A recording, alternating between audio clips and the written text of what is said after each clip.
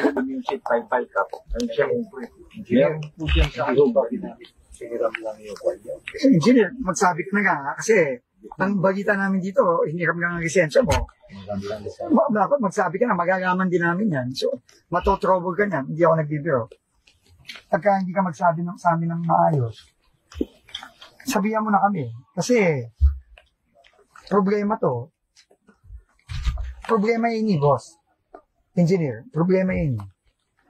Mabigat po ito. Mabayad sa ini, engineer. Eh, biro ini. 90 million to. Non-available po kayo.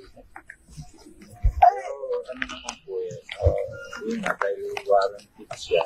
Okay lang. Yung pilit naman po natin. Engineer, okay yun. Naintindihan ko naman na ang gastos ng gobyerno dito sa pagpapagawa mo. Ang problema natin dito, yung dami na binuhos ng pera ng gobyerno dito since 2018. Tapos ganyan-ganyan lang, masisira din.